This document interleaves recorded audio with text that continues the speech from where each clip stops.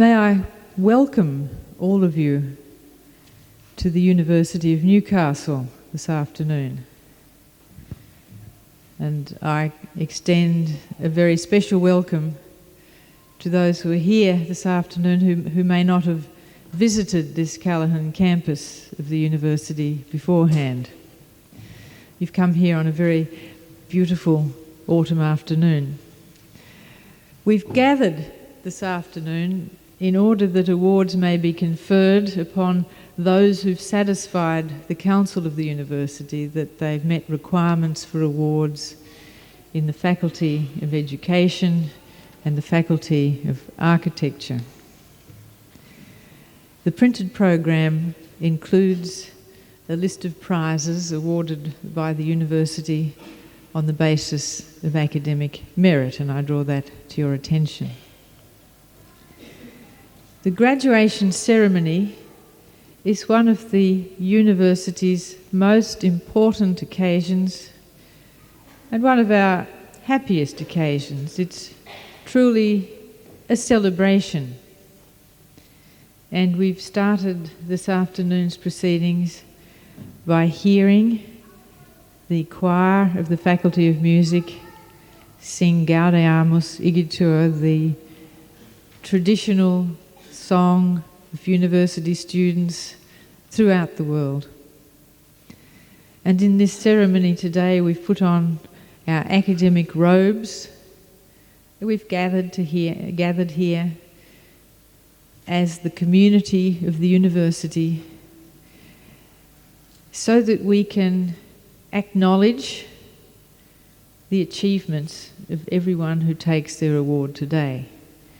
And I would like to congratulate each and every one of you on behalf of the university. The purpose of this afternoon's ceremony is to, of course, confer your award on you, but also to give each of you the opportunity to come forward before the whole university to be acknowledged and accepted for the stage that you have achieved.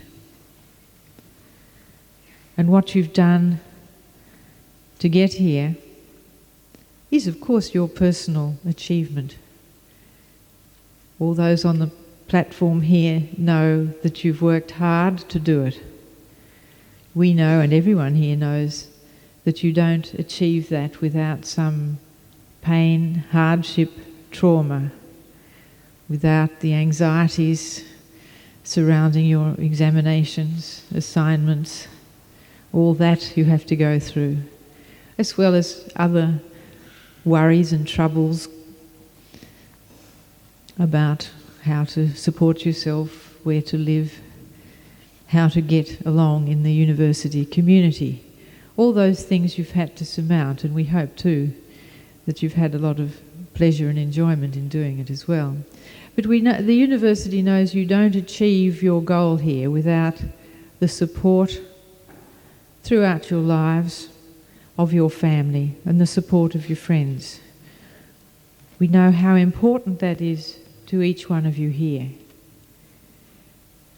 We know how important your achievement is too to your families and friends. And it's therefore a great pleasure for the university to see so many members of families and friends here today to join in this special celebration. Some of you will have left the university to go into work in your chosen field, some of you perhaps continuing further studies. For each of you, today marks, in a symbolic way, a transition that may already have occurred in your lives. We hope that that will prove successful for you, but we hope too that although you've made a transition into a new life, you will carry with you something of enduring value from the university, a commitment to lifelong study in your field, and a commitment to perhaps returning to the university from time to time to replenish your knowledge, to undertake further studies. We all know that taking a degree is really only the first step towards a knowledge and understanding of your discipline. So you go forward, and as you go forward you represent the university, and we hope that you'll maintain your contact with it.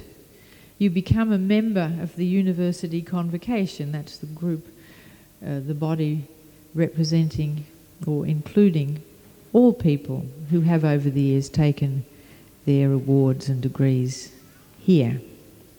An ever-growing body, our convocation. You're all now becoming members of it. And we hope that that will keep you in touch with the university, inform you of what's going on. You'll be able to take responsibility for the elections to council and perhaps become members of council. Those thoughts are probably far from your minds today. Today we have to concentrate on your achievement, reaching the goal you set yourself. Congratulations to every one of you. We hope that this afternoon's ceremony will be an enjoyable one for you and for families and friends who've come to witness it. We'll continue with the afternoon's proceedings by hearing the occasional address to today's graduates and the assembled company. And I have now great pleasure in inviting Mr. Ma, the the New South Wales Chapter President of the Royal Australian Institute of Architects, to deliver the occasional address.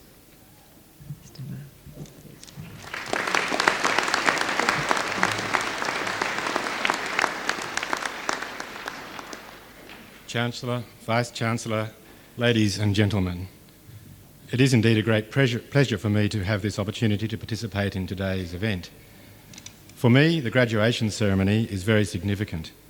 It is one of the few remaining formal rituals in our increasingly informal society which celebrates the journey that you make through life, and it is a punctuation mark in that very important journey. These events give significance and recognition to times that might otherwise go unacknowledged. I think it's a great tradition to maintain. Being here today evokes for me memories of my own graduation 24 years ago. Little has changed in the ritual, and I might easily be deluded into thinking that in this relatively short time, in global terms, there has been a reassuring stability in the world as we know it. At the time of my graduation, I was part of a cohort of graduates who were predominantly male, of Anglo-Celtic background and of similar age. We were the baby boomer generation, enjoying the legacy of the 60s revolution and being launched into a world characterised by a certainty of employment and vocational definition. We enjoyed a degree of political idealism, and we operated in an environment of little risk. The Green movement was in its infancy and had little influence on mainstream society. We believed in the need to develop our nation, our economy and our built world without restraint. We prided ourselves in our independence and our non-conformity and our freedom, yet all this was occurring within the comfort of a world of certainty, and one with a safety net for the reckless, and reckless we were. So how does this measure up against the situation today? The ceremony may well be similar, but I suspect much else has changed. The graduates of today seem to me to represent a much more interesting and stimulating mix. At last, the gender balance is much better reflects that of our population as a whole. There is much more diverse ethnic mix, reflecting the richness of our multicultural society, and there is a wide range of ages within the student body, with mature age students bringing experience and depth to their colleagues. As graduates, those of you who are leaving the university and entering or re-entering a world of less certainty and greater challenge than existed in the early 70s. Perhaps we are now a more mature culture, exhibiting a greater diversity, greater complexity and less defined and more uncertain modes of employment and vocation, and this especially applies to professionals. I would like to suggest that the greatest challenge of today's world is in the fragile connection between the natural environment and development. And that's a challenge which faces us all, and particularly those in the fields that you occupy. We need to bring a much greater focus to the quality of our physical environment in which we all coexist. For me, it's a happy coincidence that today the faculties of architecture and education are drawn together, for each of these professions has much to offer in shaping the future of our world. As an architect, I'm interested in the relationship between the natural and built world. I'm interested in design, in artefacts, in heritage, aesthetics, and in the experiential quality of our public and private places. Through my involvement in teaching as well as practicing architecture, I have an interest in education, and through work on community and school-based design education projects, I have come to be interested in the education agenda at a broad level. And I am convinced of the vital importance of education in securing a sustainable future. It is this connection between education and action, between discourse and development, and between environmental responsibility and urban settlement, which I wish to highlight today. To place this discussion in context, I would like to first explore the matter of professionalism. We live in a time when more and more groups in our society are laying claim to be professionals, while there seems to be a certain reluctance to enact the incumbent responsibilities that come with such aspirations. The common understanding of the professional is one who places the public interest before self-interest or the interest of professional colleagues. In a society which places increasing emphasis on the capacity of market forces to regulate our behaviour, professional values seem antithetical to the tenets of the deregulated market. In recent years, we have seen professionals act as guns for hire. Architects have at times consequently neglected the public spaces of our cities, and educators perhaps have allowed the commercialisation of their service with the separation from content and delivery. Both architects and educators have seen their products interpreted as commodities and their endeavours reduced to business alone. This tendency has at times been supported by government and our institutions, and perhaps not least by the Trades Practices Commission. Will this realignment of the professions lead to a better society? I think not. The professions need to more than ever recognise their responsibilities for the public good and in return assert their rights to the specific expert roles and self-regulation that they lay claim to.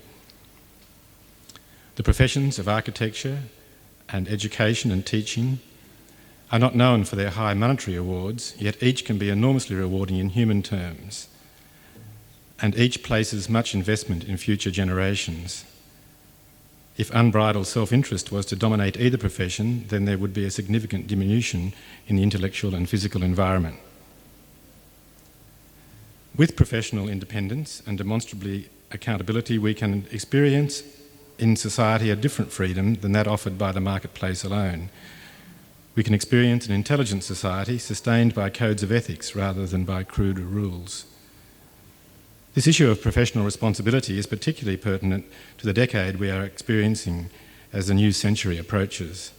The lessons of the excesses of the late 80s are still evident, and our institutions are more receptive to a shift in values towards collectivism. I believe the fundamental challenge of the 90s rests in two interrelated objectives, that of achieving effective and stimulating urban environments, and that of achieving more sustainable, environmentally responsive development. As we emerge from the recession and face a changing pattern of settlement, which is increasingly embracing an urban lifestyle, there is an enormous opportunity, and we must therefore, in this decade, get it right.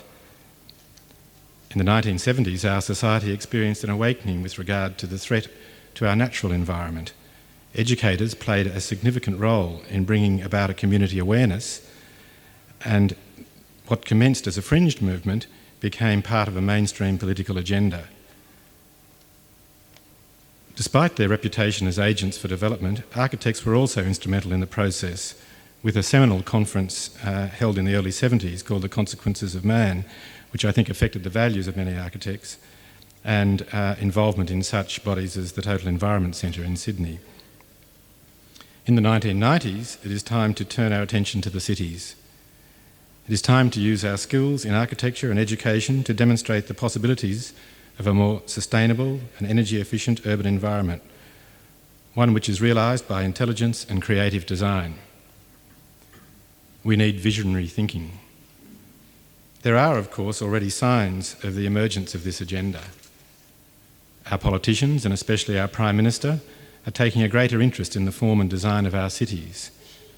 The Better Cities program and Paul Keating's Urban Design Task Force are indeed significant shifts in the attitude demonstrated by politicians.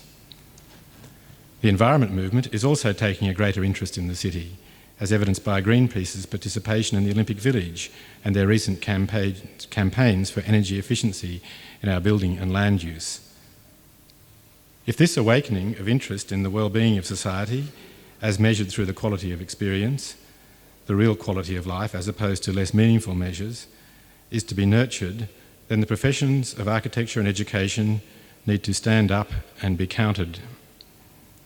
Achieving better cities, better architecture, and more responsible and responsive environmental conditions is not easy. Cities are complex mechanisms, and their processes of realisation and evolution are not readily understood. We need more research, better design, but for these to take effect, we need a recognition for the need for change within our community. This will only come through education and discourse. The preoccupations of our academic institutions have great value in this regard.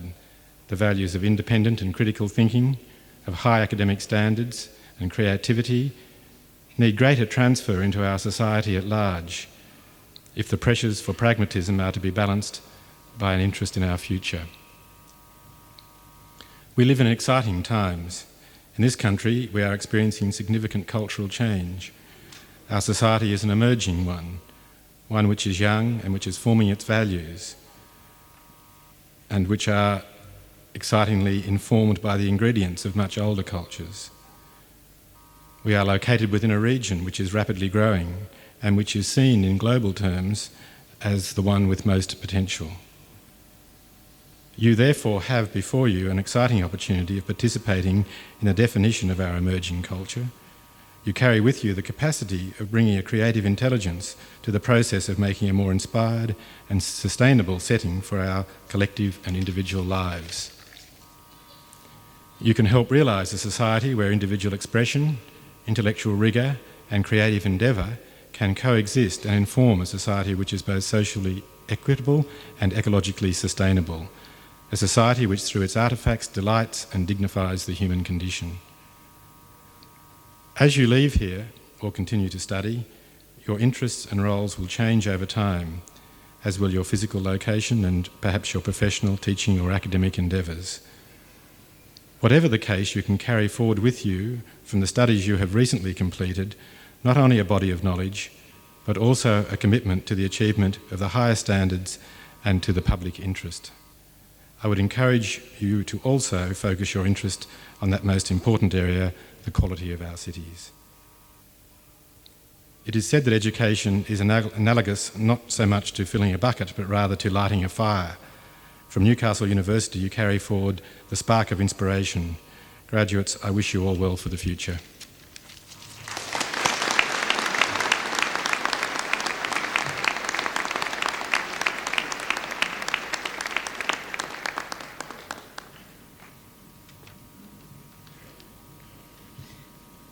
Mr. Maher, I'd like to thank you on behalf of everyone for your thoughtful and inspiring message to today's graduates. We'll give them plenty to think about.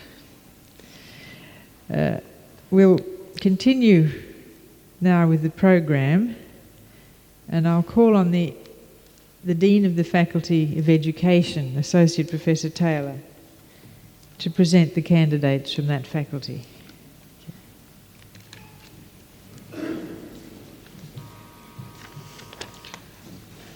Will all candidates for admission to the awards undertaken within the Faculty of Education please stand? Chancellor, I present to you the candidates for admission to the awards undertaken within the Faculty of Education as specified in the program. In the name of the Council and by my authority as Chancellor, I confer the awards specified in the program on all those graduates from the Faculty of Education who are present today, and in absentia on those unable to be present.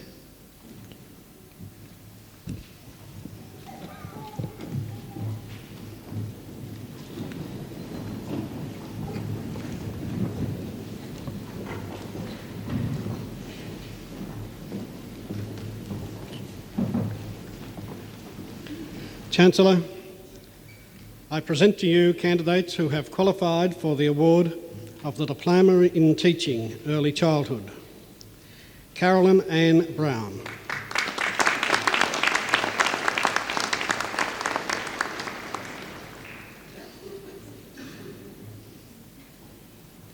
Alison Paddock.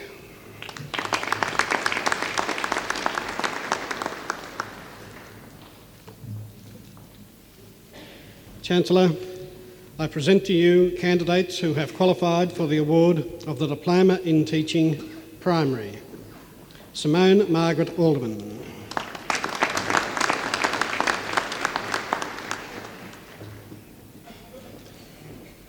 Paul Hunter Harris.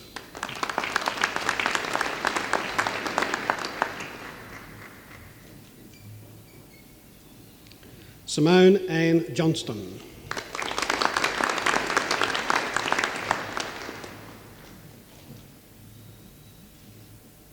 Scott John Parker.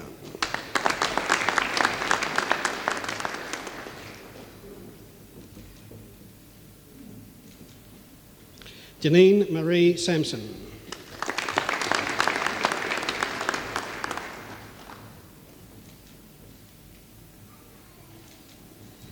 Megan Julia Stent.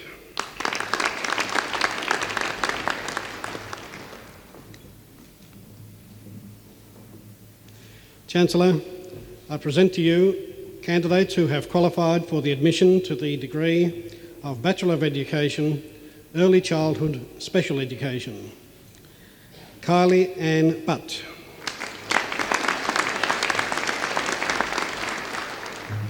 Thank you very much. Thank you. Lenice Jane Croft.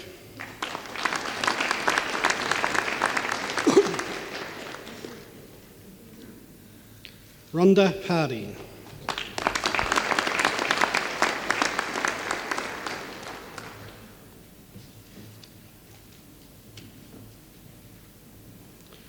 Patricia Gale Longy.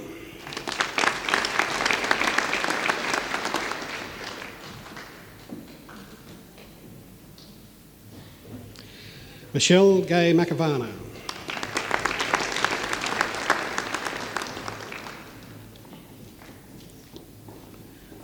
Christine McNichol.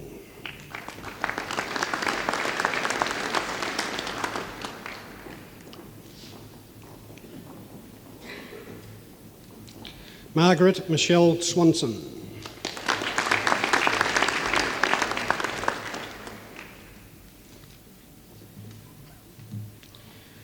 Chancellor, I present to you a candidate who has qualified for admission to the degree of Bachelor of Education, English History, Special Education. Mark Hunter McDonald.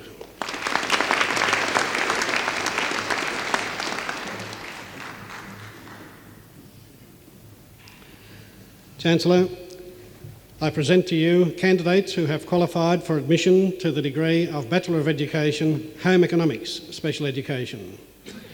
Christine Edith Edwards.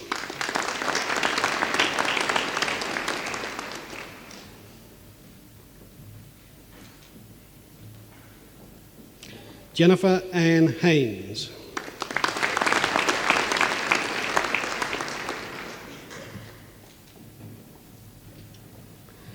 Christine Ann Monnox.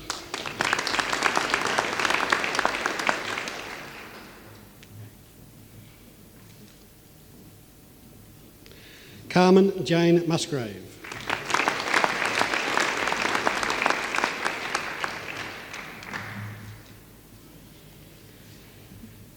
Chancellor, I present to you a candidate who has qualified for admission to the degree of Bachelor of Education, Language Asian Studies, Special Education. Linda Ruth Mitchell.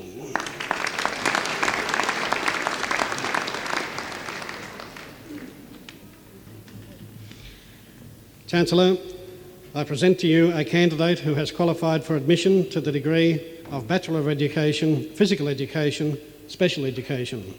Michelle Ferguson.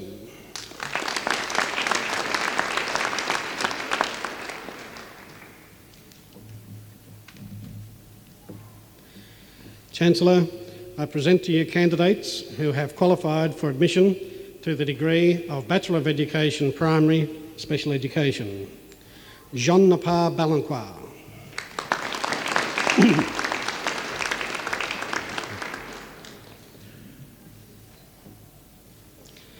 Karen Louise Griffiths.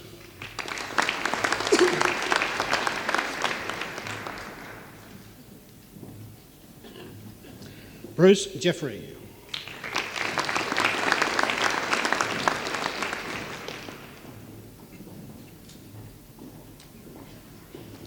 Vicky Marie Lawler.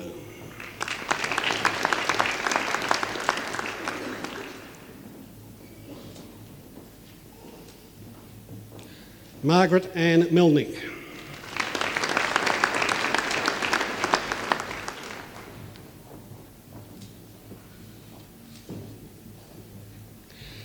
Calliope Poppy Muflo Zaliyi.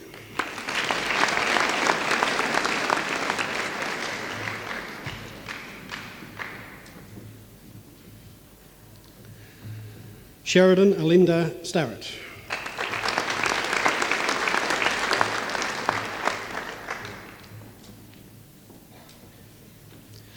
Trevor Hugh Tempest.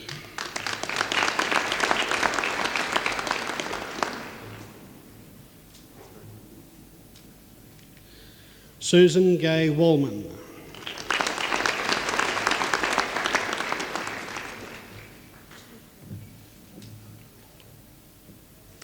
Megan Rebecca Williams.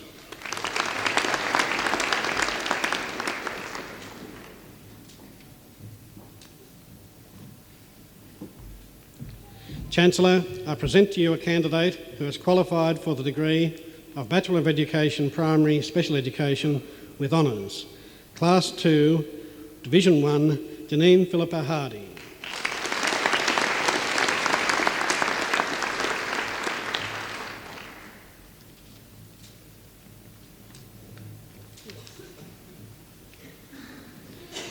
Chancellor, I present to you candidates who have qualified for admission to the degree of Bachelor of Education, Science Special Education. Megan Jane Kavanagh.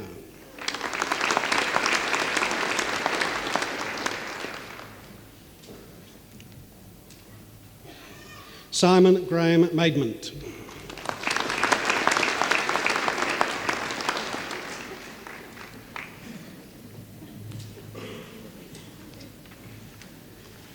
Chancellor, I present to you candidates who have qualified for admission to the degree of Bachelor of Education, Social Sciences Special Education. Grant William Brooks.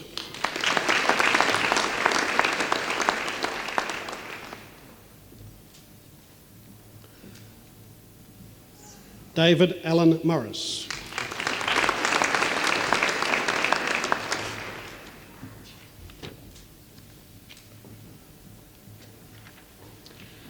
Chancellor, I present to you candidates who have qualified for the award of the Graduate Certificate in Educational Studies, Design and Technology. Gay Jem Grillmeyer. My apologies, slip of the finger again. Arthur Clark English.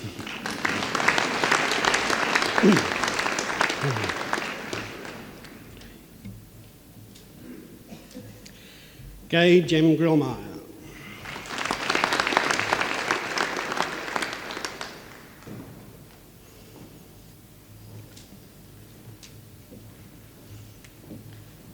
Christine Ann Hunter.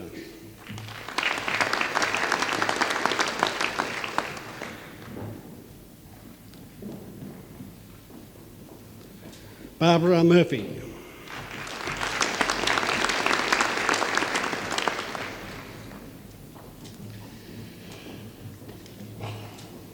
Philip David Knowles Thompson.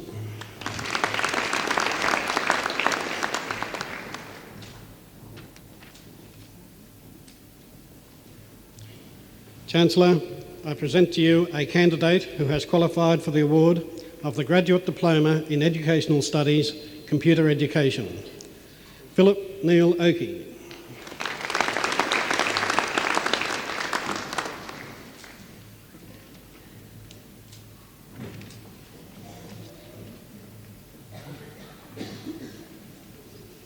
Chancellor, I present to you candidates who have qualified for the award of the Graduate Diploma in Educational Studies, Special Education. Donna Ann Ellery.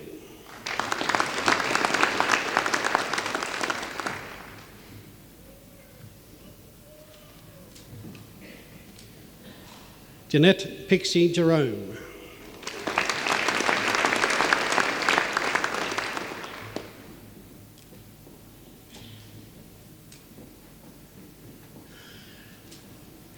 Richard Adrian McGarry.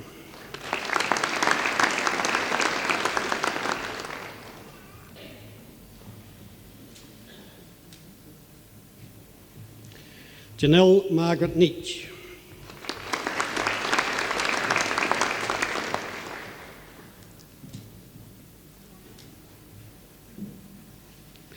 Nicole Elizabeth Taylor.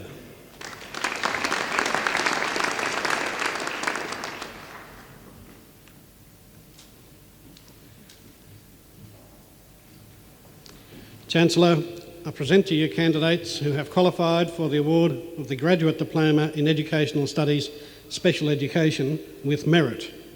Riley Conway.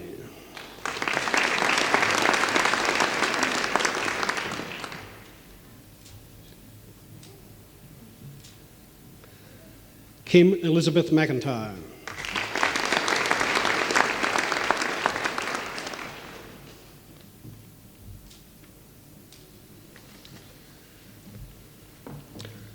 Chancellor, I present to you candidates who have qualified for the award of the Diploma in Education. David Peter Ardley.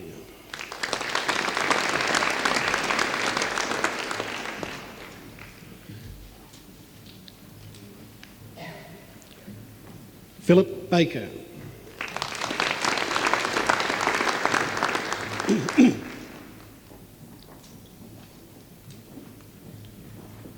Richard Baranski.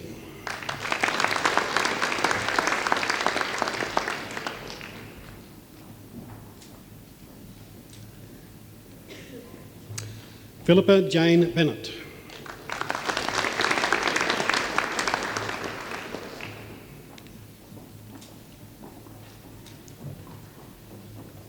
Eliza Bucci.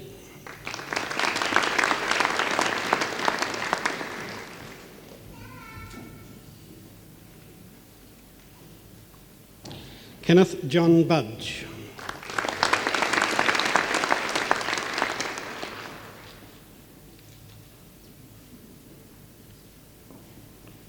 Paul Jeffrey Bunt.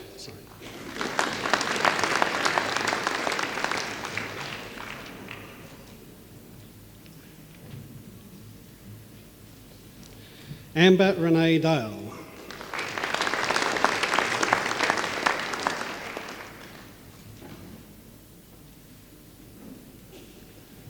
Amanda Sue Evans.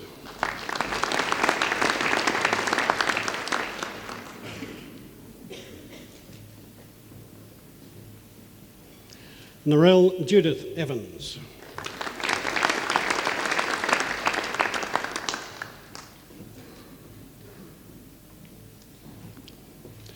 Cherie Ann Geary.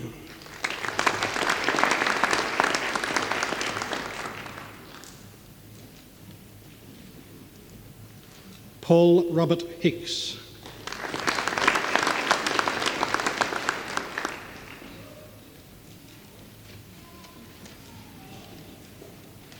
Stephen James Hobbs.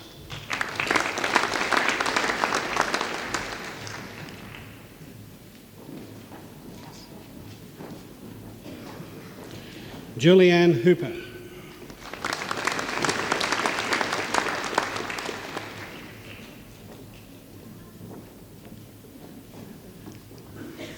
Gabrielle Marie Therese Hope.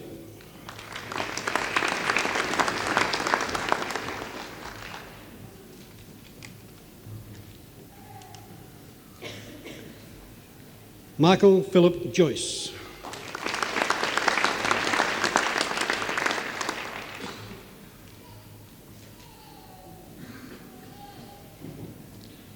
Gary John Carper.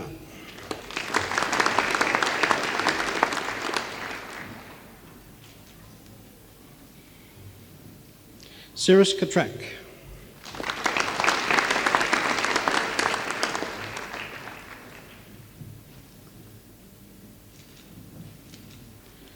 Susie Khalil.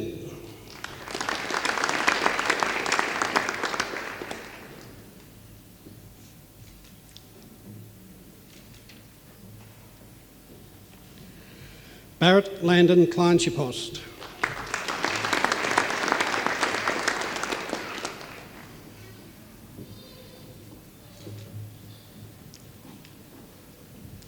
Diane McNaught.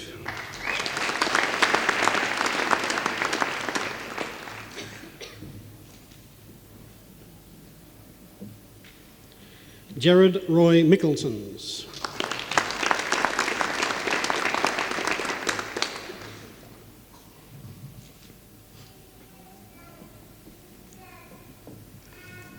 Sharon Annette Mostrin.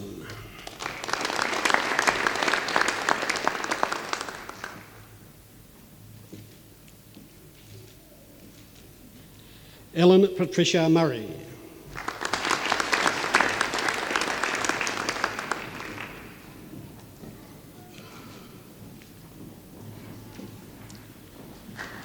Angela Pillock.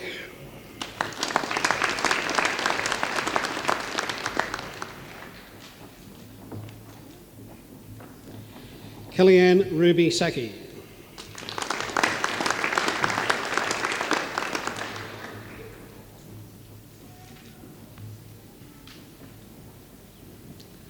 Lynette Mary Saunders.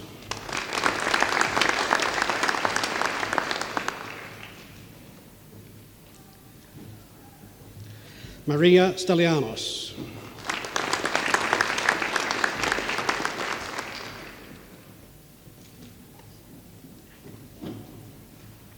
Sydney Roy Turner.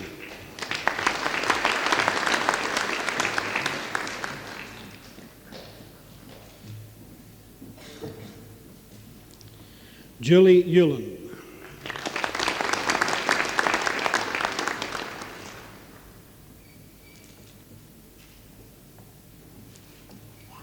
Rachel Lorna Walsh.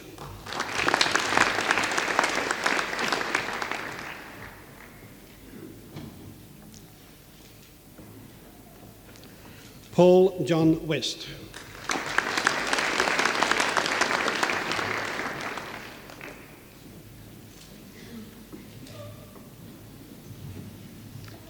Trina Gay Witten.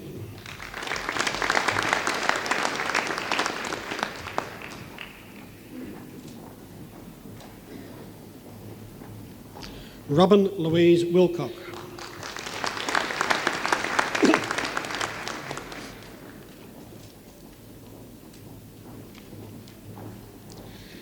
Chancellor, I present to you candidates who have qualified for the award of the Diploma in Education with Merit. Katrina Elizabeth Betts.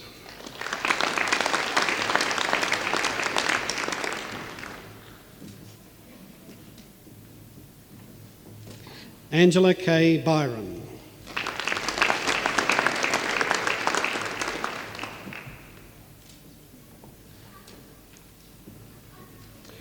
Judith Ann Chapman.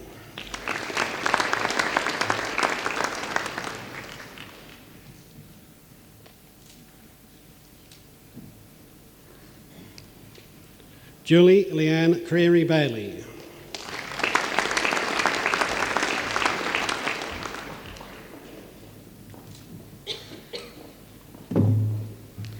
Del Ann Croger.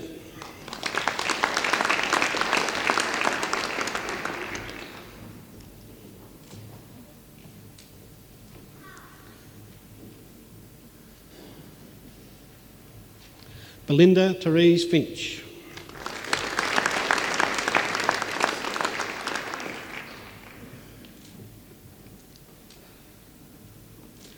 Nicole Kim Flegg.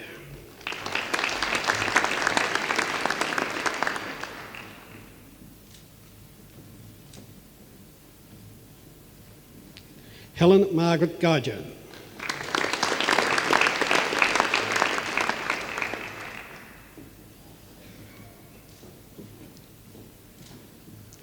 Judith Ann Henrys.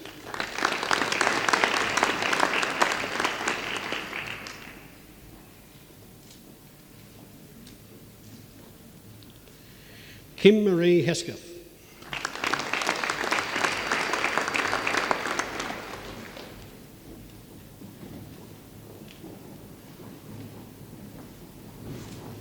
Sally May Hughes.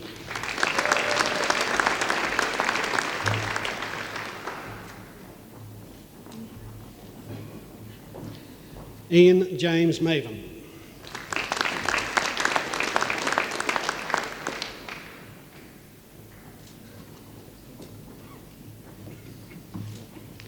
Jill Moncrief.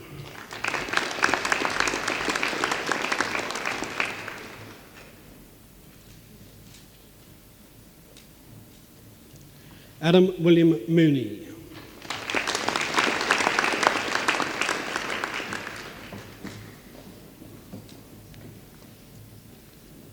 Prue Elizabeth Salter.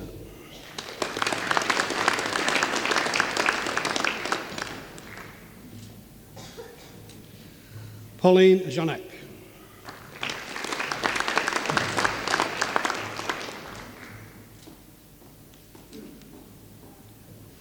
Wei Zhang.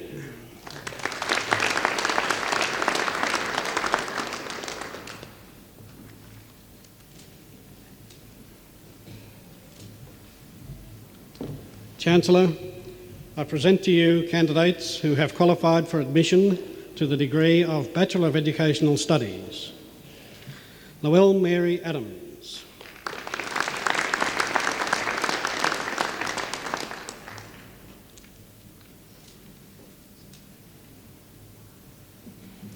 Nanette Georgina Berger.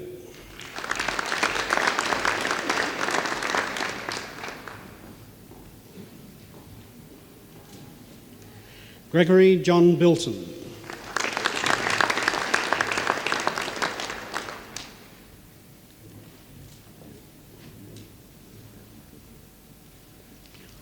Janice Christine Cummings.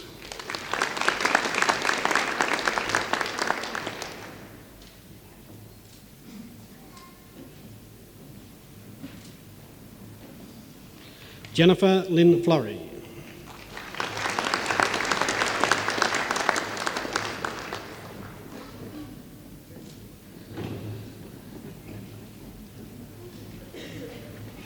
Stephen Michael Kelly.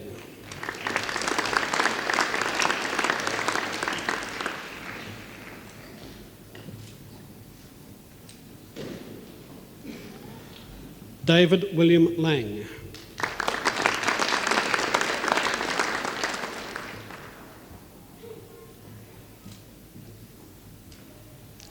John Rebillard Langlis.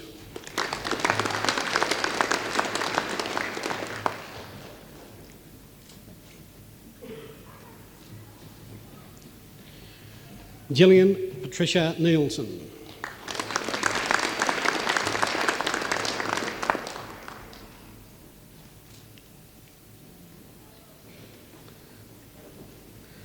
Sean Angela Parsons.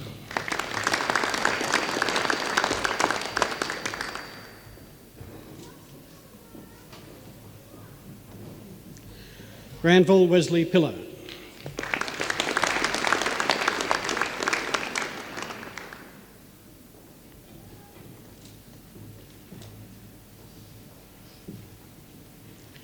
Joan Louise Plant.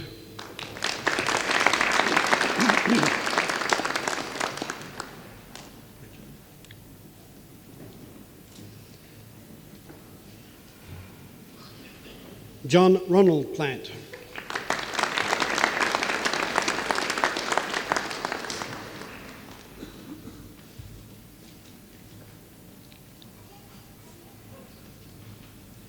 Heather Diane Wilson.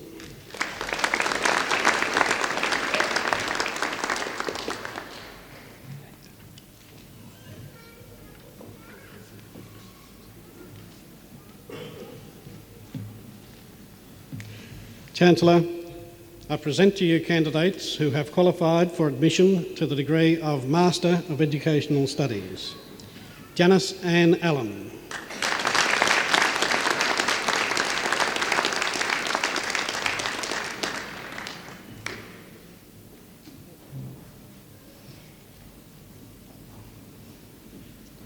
Leslie Ann Allen.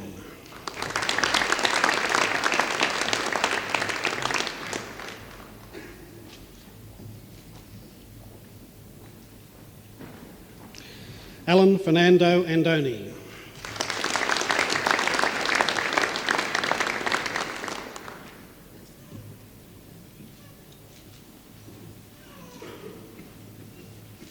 Robert Hector Barter.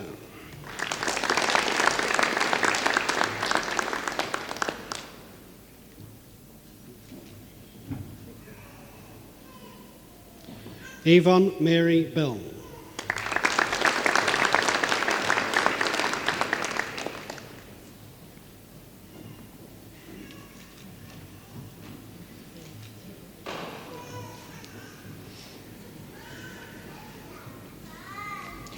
Judith Ann Carley.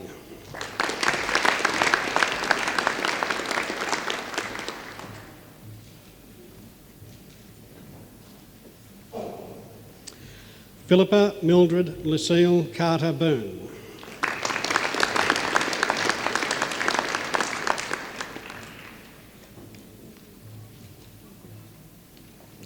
Melvin Chapman.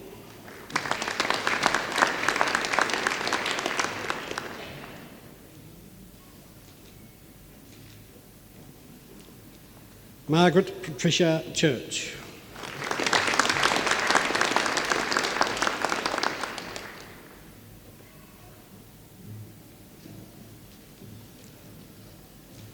Peter Leslie Clapham.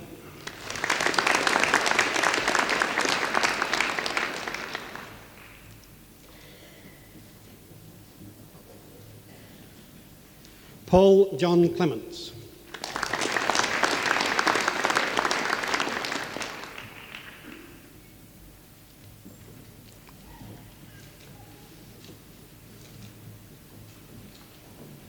Lynette Joy Cook.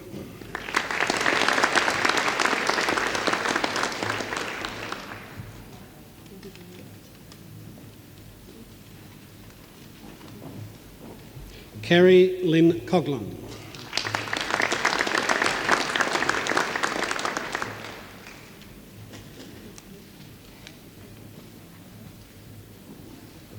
Ellen Marie Davis Meehan.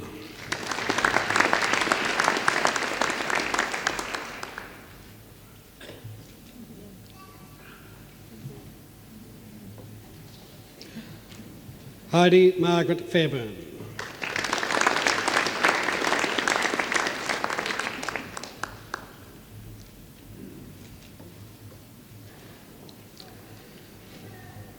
Bruce Gray.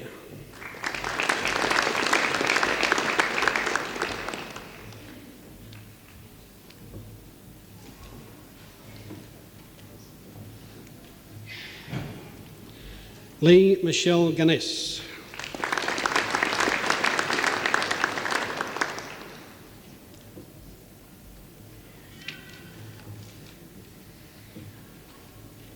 Hope Denise Hardy.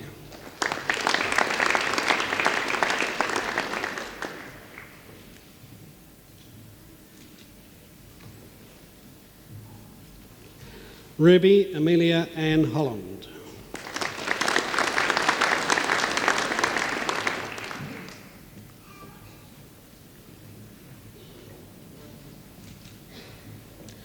Kylie Hugo.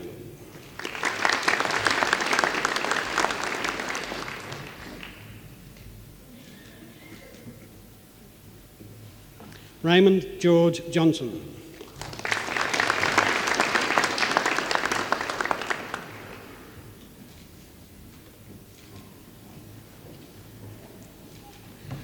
Benjamin Bruce Johnston.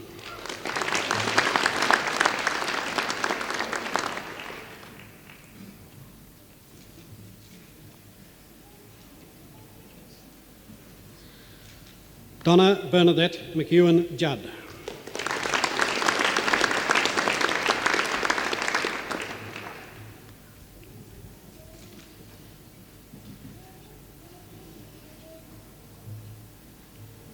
Catherine Mary Kelly.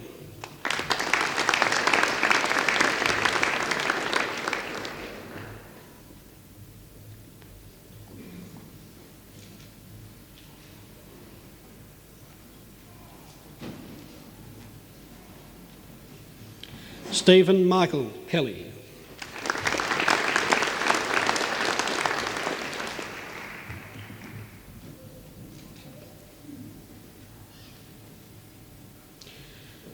Terence John Lear.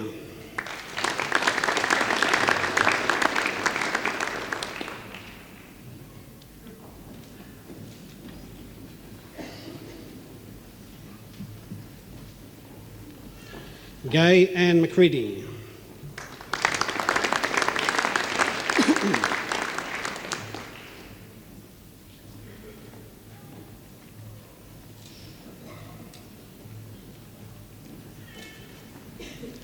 Alex James McPherson.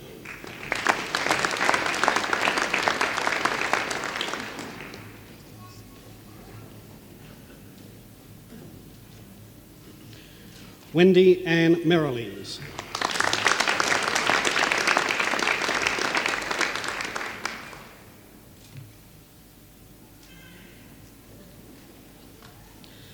Linda Ruth Moulton.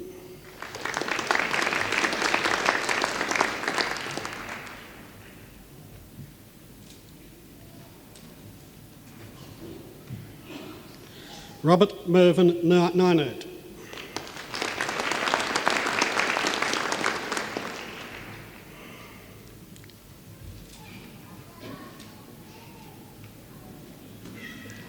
Anthony Paul O'Brien.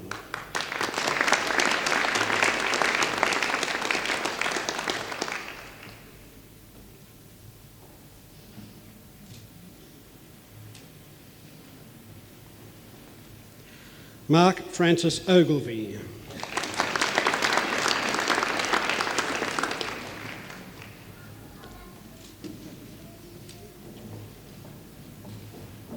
Peter Kenneth Partridge.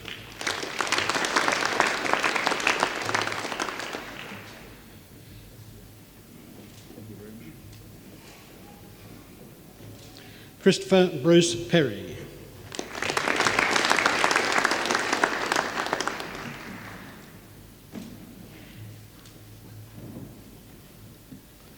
Richard Ann Duckfan.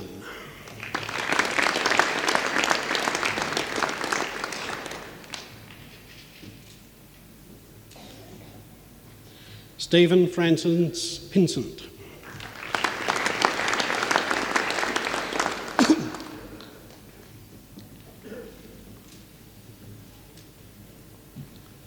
John Patrick Quinn.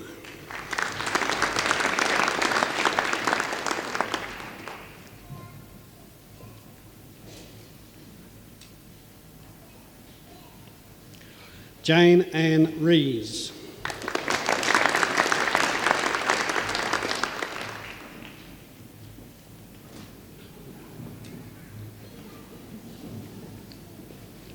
Wendy Robson.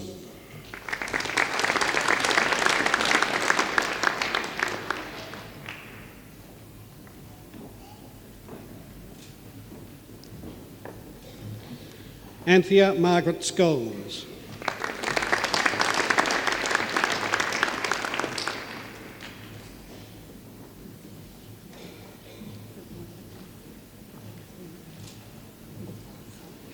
Stuart Victor Scott.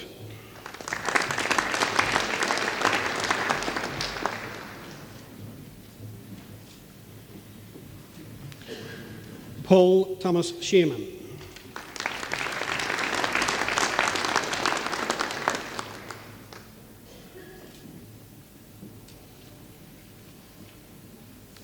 Deborah Lynn Sherwood.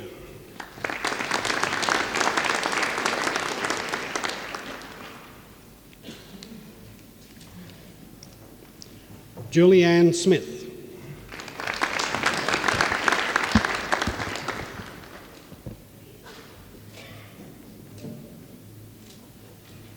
William Smith.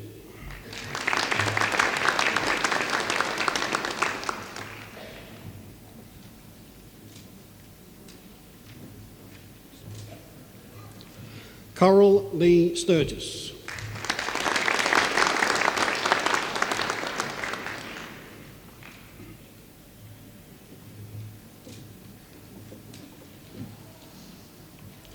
Janina Irina Sulikowski.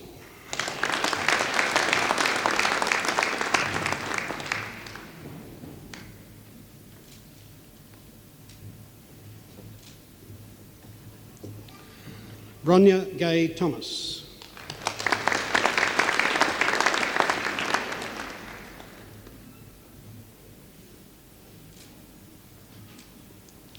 Susan Margaret Thorpe.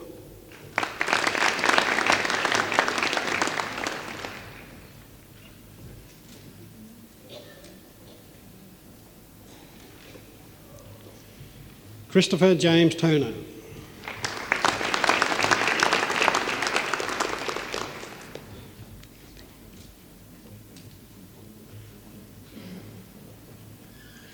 Gary James Watkins.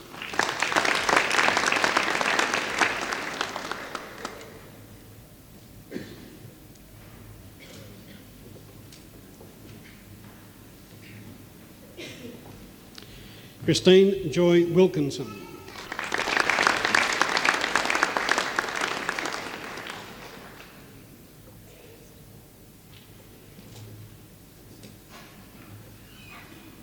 Karen James Williamson.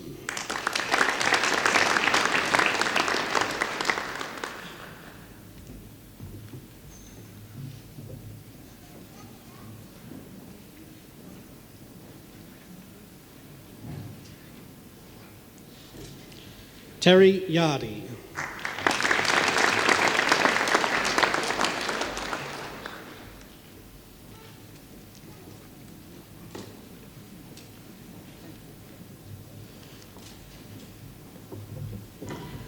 Chancellor, I present to you candidates who have qualified for admission to the degree of Master of Special Education. Vanessa Enid Redmond.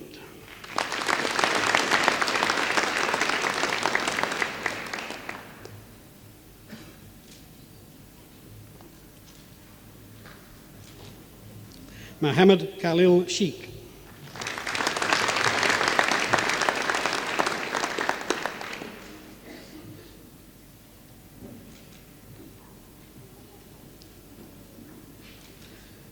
Denise Windsor Smith.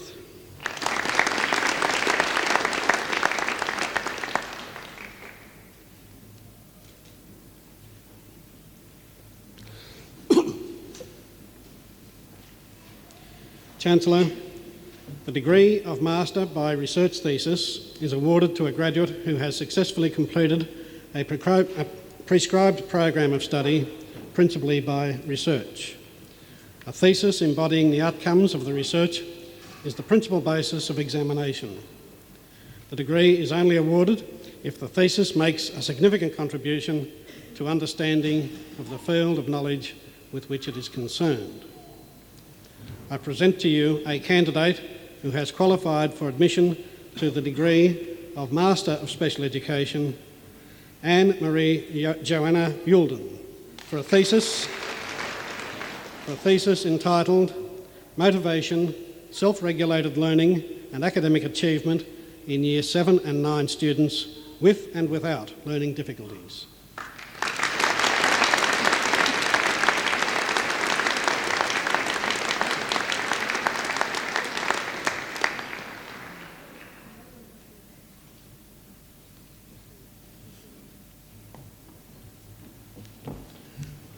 Chancellor, I present to you a candidate who has qualified for admission to the degree of Master of Industrial Education by Research for a research thesis entitled Mathematical Ability, a Predictor of Performance in the Mechanical, Electrical and Diagnostic Subjects of the Automotive Mechanic Trade course in New South Wales.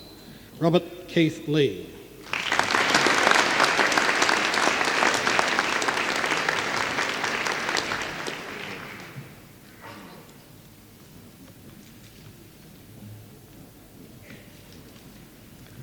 Chancellor, I present to you candidates who have qualified for admission to the degree of Master of Education.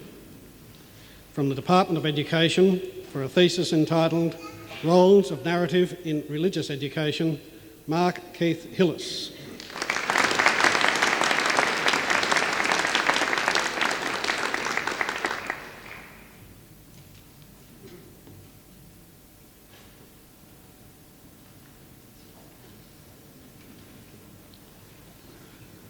For a thesis entitled Information Processing in Reading in L1 and L2, Janice Elizabeth Hughes.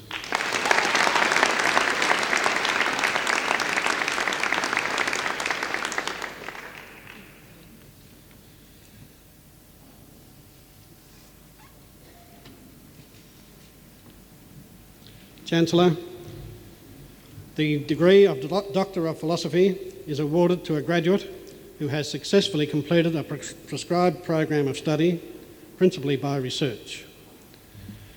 A thesis embodying the outcomes of the research is the principal basis of examination. The degree is only awarded if the thesis makes a significant and original contribution to knowledge and understanding of the field of knowledge with which it is concerned. I present to you a candidate who has qualified for admission to the degree of Doctor of Philosophy, Jennifer Margaret Tiley, Bachelor of Arts, Macquarie University, Master of Letters, University of New South Wales, for a thesis entitled Nursing Education in the Tertiary Sector in New South Wales, 1986 to 1989, an analysis of the ideological orientations of curriculum with particular reference to one institution. Jennifer Margaret Tiley.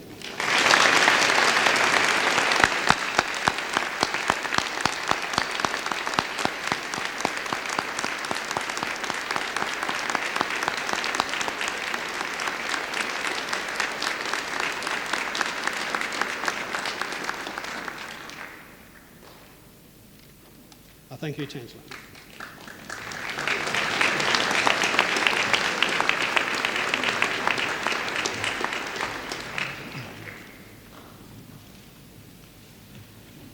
Will all candidates for admission to awards undertaken within the Faculty of Architecture please stand? Chancellor, I present to you the candidates for admission to awards undertaken within the Faculty of Architecture as specified in the programme. In the name of the Council and by my authority as Chancellor, I confer the awards specified in the programme on all those graduates from the Faculty of Architecture who are present today, and in absentia on those unable to be present.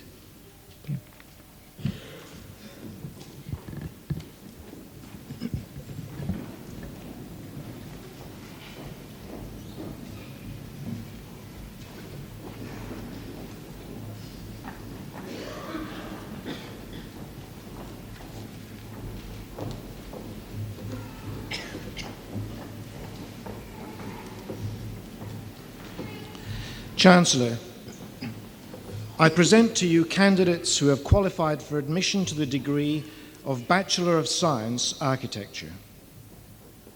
Catherine Jane Beck.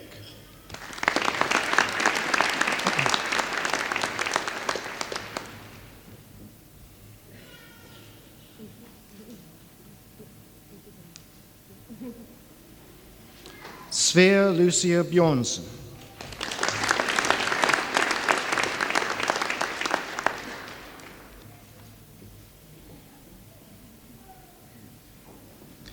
Craig David Byatt.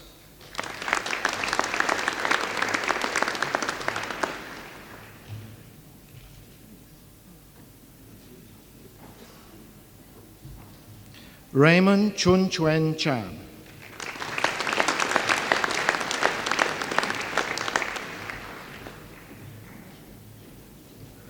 Ronald Mervyn Churchill.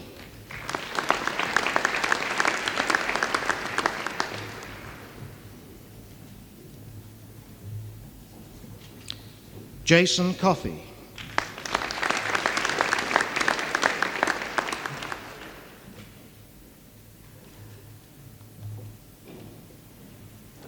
Jason Paul Condon.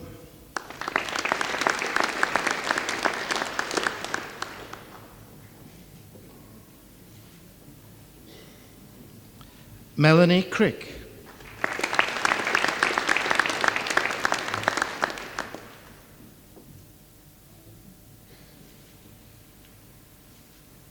Robert Noel Dallez.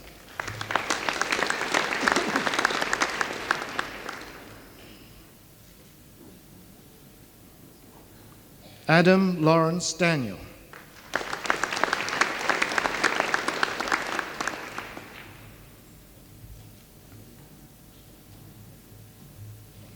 Andrew Gordon Dennis.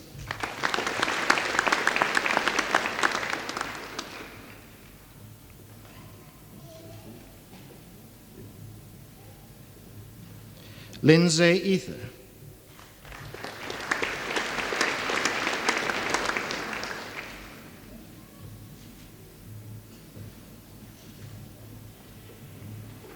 Adam John Emerson.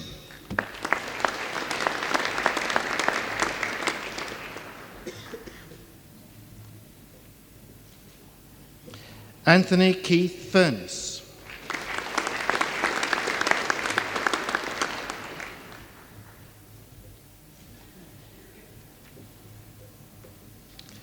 Dale Paul Hunt.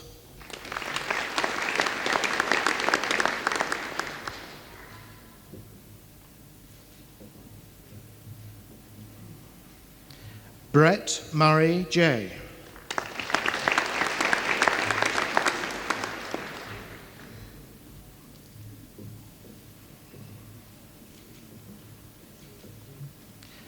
Hashne Suzike Kahagali.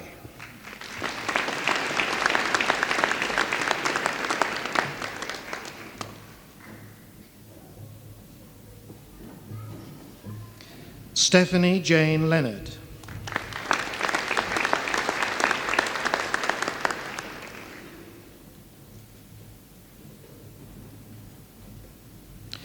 Michelle Mary Nathan.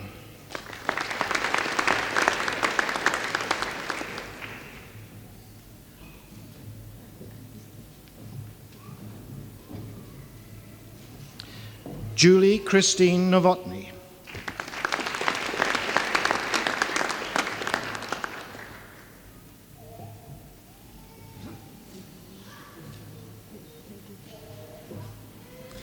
Polly Pullen.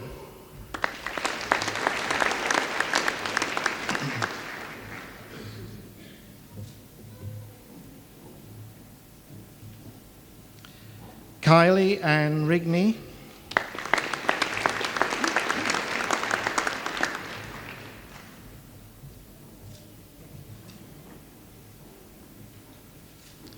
Linda Louise Smith.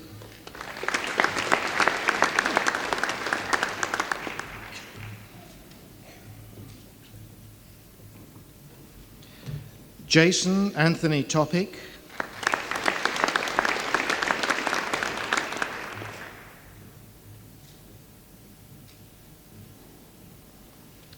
Timothy Hugh West.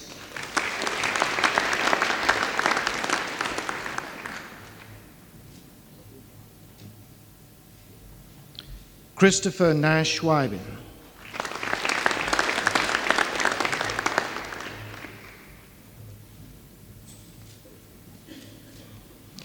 Chancellor, I present to you candidates who have qualified for admission to the degree of Bachelor of Science Architecture with merit. Rachel Michelle Bachman.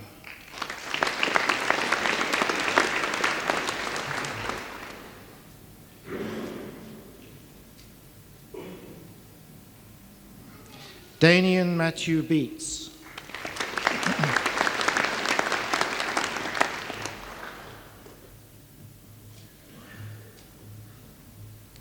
Jason Robert Border.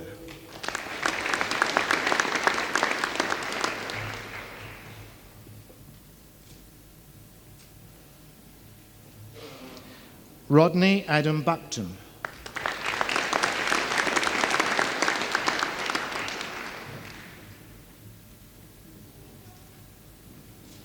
David Chenery.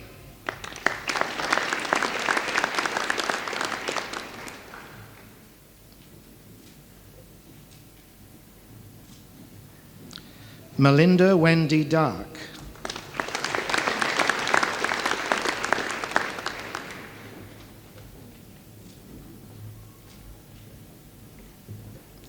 Matthew Charles Hull.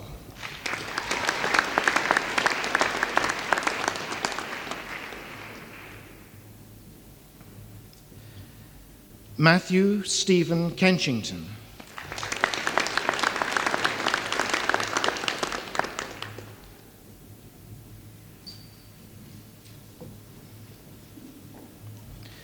Stephen Peter Koulous.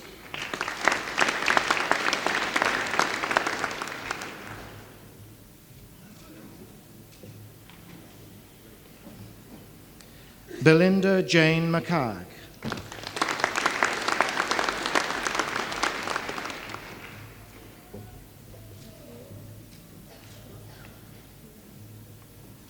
Christopher David Murray.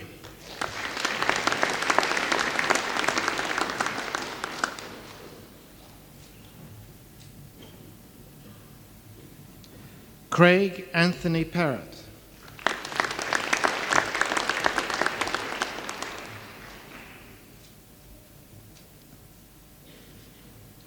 Jason Robert Richardson.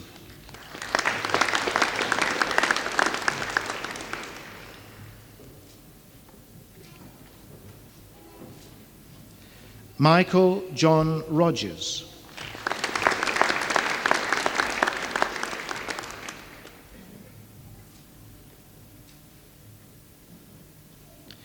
Anna Regina Seifert.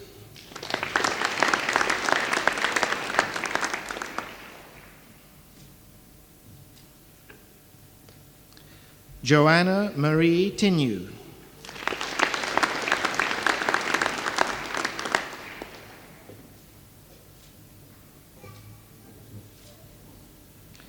Thomas Velich.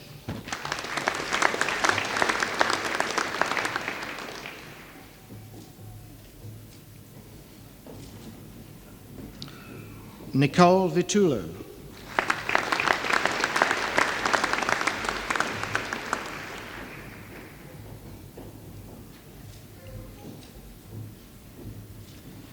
Jill Elizabeth Woodley.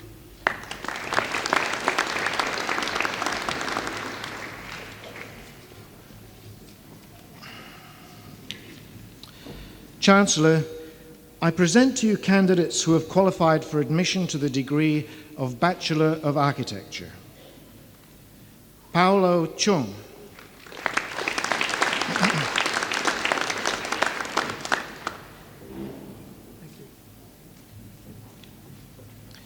Michael Adam O'Frere Cook.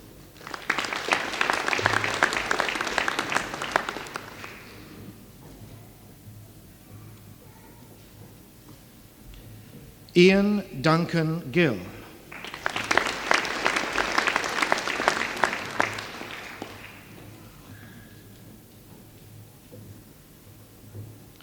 Mark Anthony O'Toole.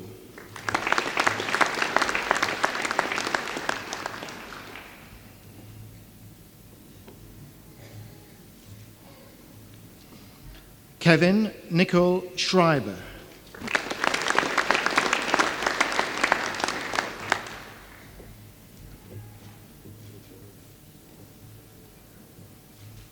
Daniel Thomas Wilder.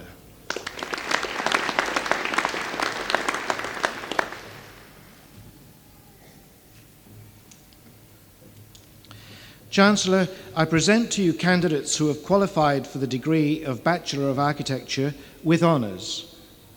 Class 2, Peter William DeBee.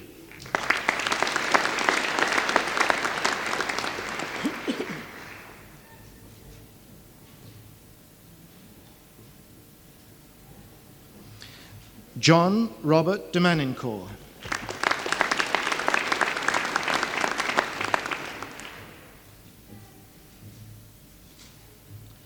Gary Dimitradiou.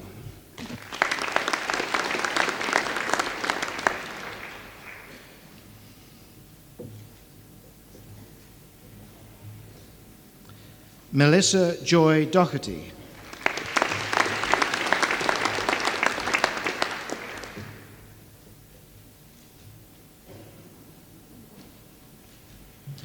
Aaron Lehman Smith.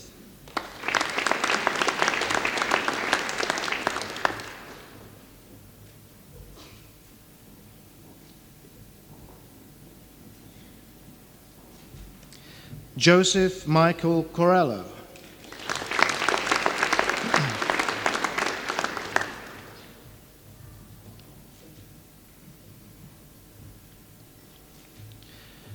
John Brian Streeter.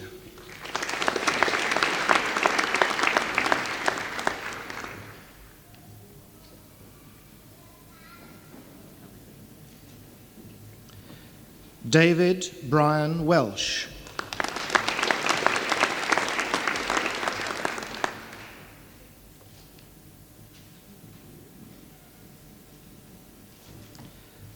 Priscilla Angela Williams.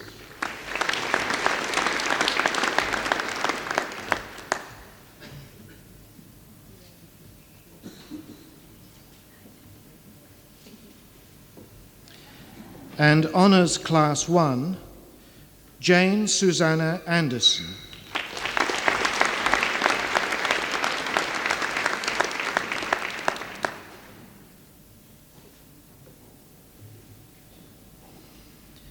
Stephen Peter Fleming.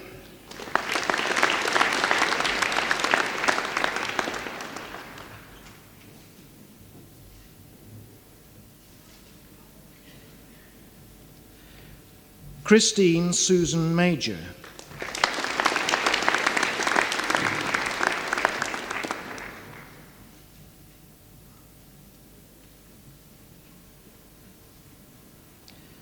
Erica Claire Marshall.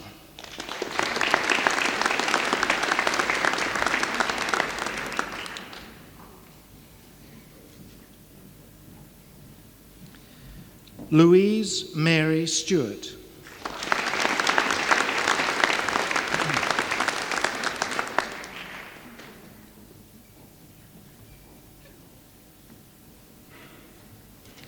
Chancellor, the University Medal is an award made in recognition of academic excellence. It is a rare honour and may only be awarded to a graduate who, in addition to achieving first-class honours, displays ability considered by the University Medals Committee to be outstanding.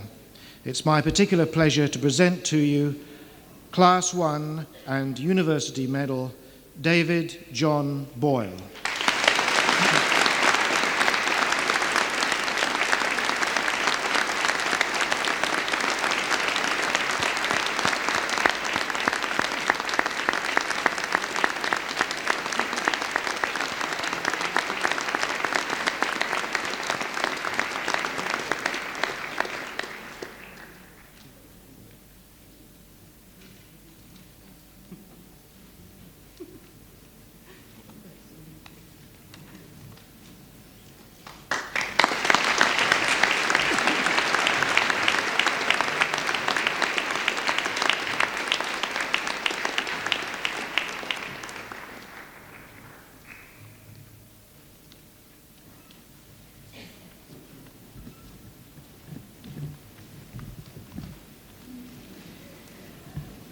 I now have great pleasure in inviting Mr. David Boyle to return to the platform to respond on behalf of the graduates. Mr. Boyle.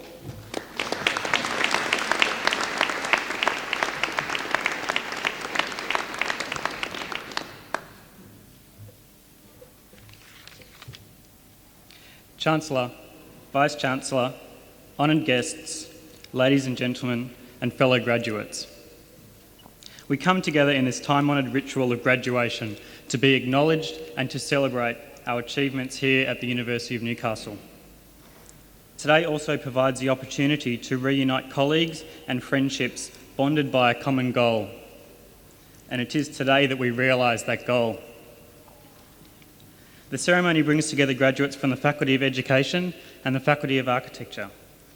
Uniting the voices of all those graduating at this ceremony is a difficult one, as the experiences we have undergone whilst obtaining our degrees are as diverse as the past that led us here to Newcastle.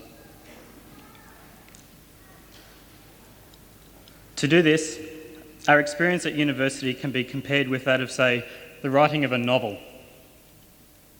a task that often seemed insurmountable, but ultimately enlightening. For the majority of us, the novel was completed last November. We are now waiting for it to return from the printer. Finally, they arrive and are ready to be distributed to the public, just as we are ready to disperse into the world. Each of us a separate novel with a separate audience. We pause to look over our work, remembering how we laboured over it, the people we worked with, the experiences we shared. Some of us knew from the beginning the novel's structure and purpose. Others took it one chapter at a time, hopeful that in the end it would come together. At times it was difficult to focus at the goal at hand. Sometimes we were sidetracked, sometimes we lost the plot altogether. But in the end we persisted, dedicated to the completion of our work, and our presence here today is testimony to that. Our time and work at university should not be seen as an end in itself, but a beginning.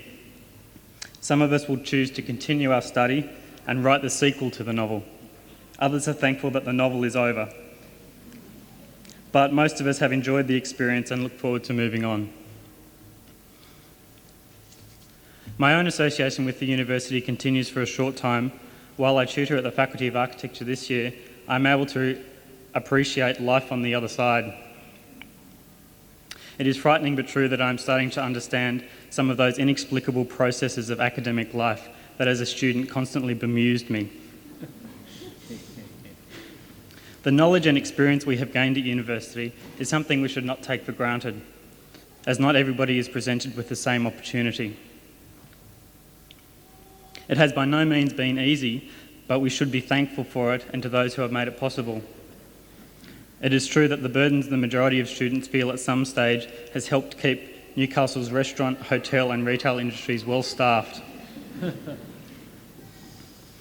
During our academic education, we have been encouraged to question, to think critically and laterally, and to respond creatively, to challenge the orthodox and open our minds to a wide range of views. The isolation of academic education has been bridged by the problem-based learning system adopted by parts of the university. Its approach has been widely accepted by the business and professions and has brought acclaim to Newcastle University as a role model for other educational institutions. However, the process of learning at university extends far beyond the lecture theatre, the studio and the library. For a complete education offers more than academic development. It offers us the chance to discover and develop our human potential, an opportunity that is enriched by sharing our experiences with others. In this way, the diversity of university life, the O-Ball, Autonomy Day, membership of sporting, artistic, religious and political groups, and pub crawls and Thursday night at the bar on the hill have helped us to develop as well-balanced and mature people. These experiences have exposed us to the richness and diversity of human nature.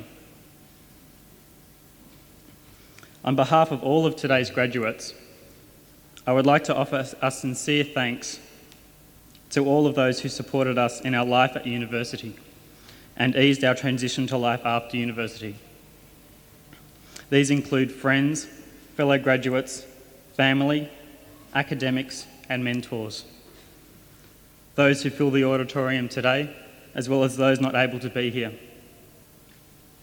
It is with your support and enthusiasm that we move on to face our future challenges. In this, I would also wish to like to wish my fellow graduates the success and happiness that their dedication has deserved. Thank you.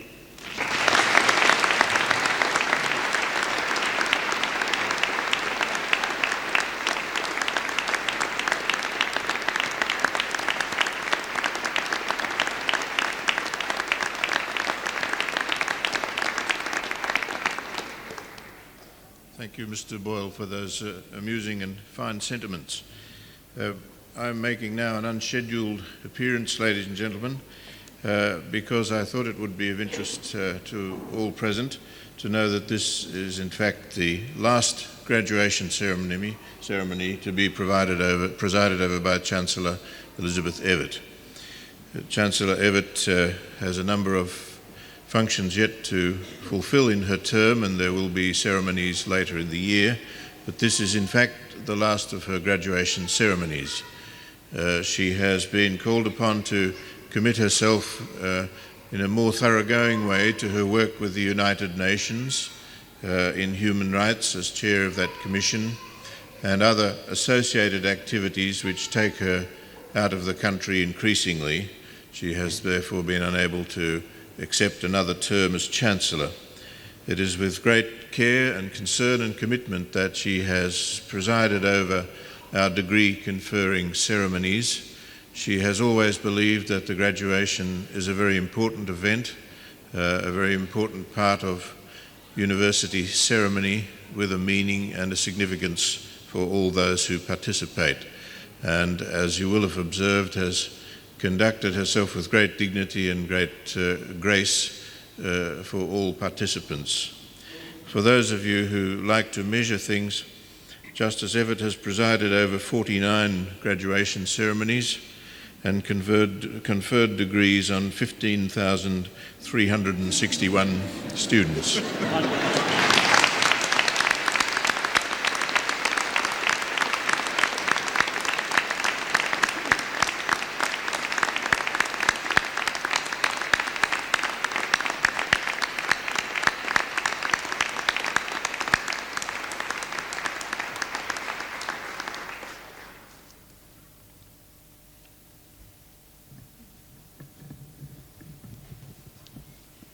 Well, thank you very much, Vice-Chancellor, for your kind words. Thank you, everyone here on the platform, representing the academic staff and members of the university. Thank you, today's graduates, for giving me an easy ceremony to perform and an enjoyable one. And thank you to all who are here and who've participated in this event. I leave these tasks with some sadness, of course, but one must do the other duties that fall to one, and I can't continue in this role any longer. It's been a good period for me. I've enjoyed it very much, and especially these ceremonies that we have every year. I won't say more now. Thank you all. I've enjoyed it, and I'll remember this university with great fondness, and of course I shall, as you here today, remain always a member of the convocation here. So we go together, joined by that bond. I'd just like to remind you all that tea will be served in the Union shortly, and now have pleasure and sadness in declaring this ceremony closed. Thank you.